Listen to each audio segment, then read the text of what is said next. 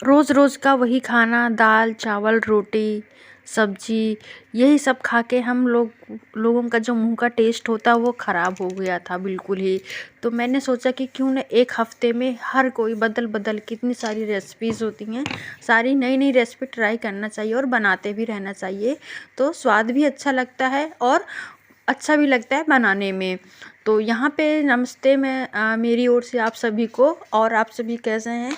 तो सबसे पहले मैंने यहाँ पे शुरुआत जो आज मैं करने जा रही हूँ, नई रेसिपी है, बहुत ही पसंद आएगी आप लोगों को, आई होप। और ये जो रेसिपी है इसका नाम है फरा भी बोला जाता है या फिर भगोसा भी बोला जाता है, कुछ जगह पे इसको पनबुड्डा भी कहा जाता है।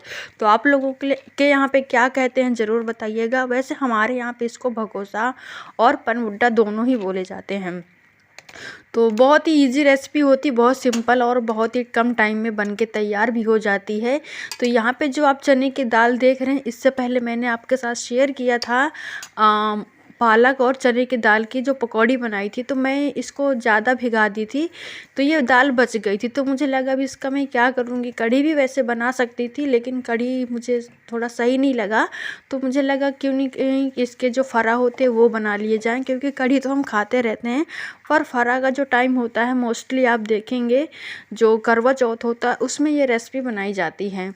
तो मुझे लगा कि नहीं, इसको ट्राई करना चाहिए और ठंडी का टाइम है तो बहुत अच्छी भी लगेगी, सबको पसंद भी आएगी और बहुत ही सिंपल भी होती है और बिना ऑयल में इसको पकाया भी जाता है। वैसे तो हम तेल का रोज़ ही खाते रहते हैं।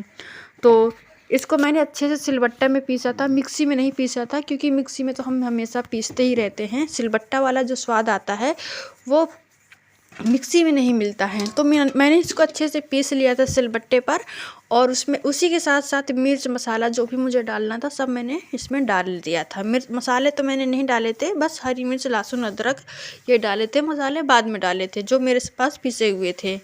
तो यहाँ पे मैंने आटा भी अच्छे से लगा लिया था। और जो आपको बताऊँगी जो इसका आटा लगाया जाता है वो सिंपल आटा लगाया जाता है जैसे कि रोटी के लिए लगाते हैं। बस इसको थोड़ा सा टाइट गूँथा जाता है ताकि ये चिपके नहीं।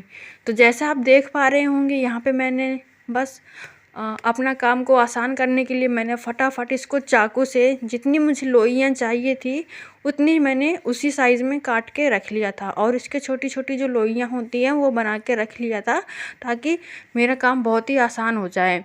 और इसका जो भरने में ही मतलब फिलिंग करने में इसको टाइम लगता है। वैसे तो ये रेसिपी बहुत आसान होती है और खाने में बहुत ही स्वादिष्ट लगती है और बहुत ही लजीज लगती है ये रेसिपी।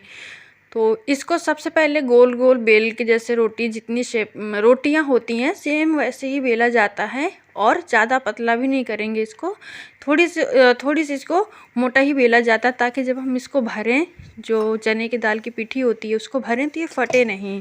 तो इसको मैंने बेल के साइड में रख लिया था। ये दोनों काम मेरे लिए बहुत आसान हो गया, एक तो लोइयाँ बनाना और दूसरा रोटियां बना के मैंने रख लिया था। अब मेरा काम आता है यहाँ पे भरने वाला।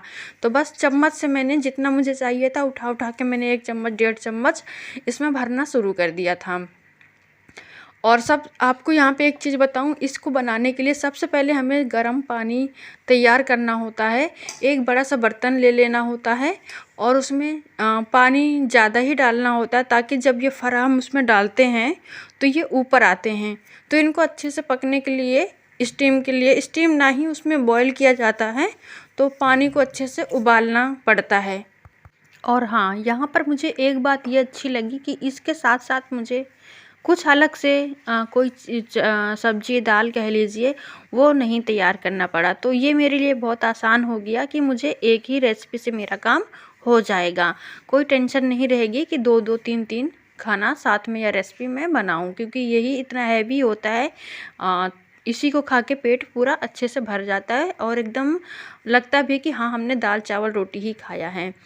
तो यहाँ पे देखिए, इसको अच्छे से जो हम रोटी बनाते हैं उसी में इसको अच्छे से बंद कर लेना और ऐसे बंद करना, ऐसे भरना है कि ये बीच में से फटे नहीं या साइड में से फटे नहीं।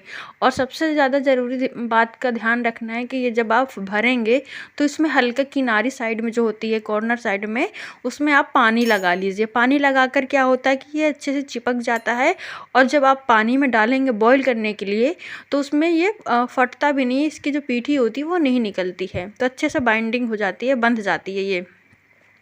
और अगर यहाँ पे आपको डाउट लगता है कि हम डालेंगे पानी में तो ये फट सकता है, तो सबसे अच्छा तरीका होता है कि आप कोई भी चम्मच ले लीजिए, जैसे मैंने यहाँ पे चम्मच लिया, उसे डिज़ाइन बना लीजिए, तो ये फटने का कोई चांस नहीं होता है।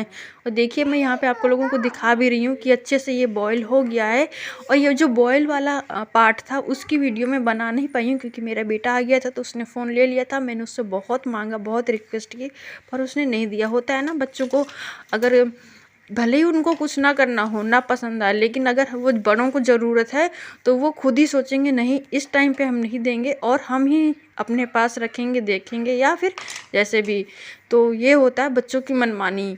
तो यहाँ पे देखिए, इसीलिए मैं ये वीडियो बॉईल करने वाली नहीं बना पाई हूँ। और बहुत सिंपल होता है, बस उसमें डालना है, करीब इसको आधा घंटा के लिए छोड़ देना, ये अच्छे से बॉईल हो जाता है। कोई इसमें टफ काम नहीं है, बहुत आसान होता है।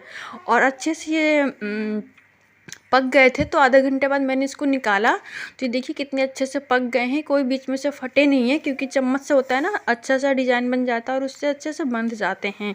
और जब ये अच्छे से पक जाते हैं तो आप चटनी से भी छौंक सकते हैं, या फिर सिंपल जीरा सॉरी नहीं, अजवाइन होता है, उससे ही इसको जो फ्राई किया जाता है, ताकि मतलब जीरा नहीं इसमें डाला जाता है। बाकी आप लोगों की चॉइस, अगर आपको अच्छा लगता है तो आप कभी ट्राई करेंगे तो बना सकते हैं, जीरा से भी छौंक सकते हैं या फिर अजवाइन से, पर ये हमारे यहाँ पे अजवाइन से ही इसको छौंका जाता है। और इसमें चटनी मिर्च मसाला तो पीठी में पहले ही डाल दिया जाता है, तो इसलिए हम लोग ज़्यादा स्पाइसी नहीं खाते हैं, इसलिए मैंने इसको नॉर्मल तरीके से ही छौंका है।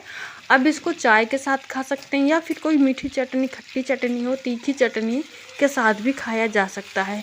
और खाने में जब ये अच्छे तरह से पूरी तरह से पक जाते हैं, जैसे फ्राई हो जाते हैं एकदम, जैसे आप इसको फ्राई करेंगे कच्चापन मतलब वाइट ना दिखे, तब भी खाने में मज़ा आता है। जैसे आप देख पा रहे होंगे कि ये पूरा ब्राउन हो जाता है अच्छे से पक के, तभी खाने में बहुत स्वादिष्ट लगते हैं। और बस इसको खा लीजिए तो रोटी चावल दाल खाने की ज़रूरत ही नहीं पड़ेगी, क्योंकि इसी से बहुत अच्छे से पेट भर जाता है। अब इसको मैंने फ्राई करने के लिए रख दिया था, और करीब 3-4 मिनट लगते हैं फ्राई करने में। अच्छे से अगर पकाते हैं तो बस पक जाता है।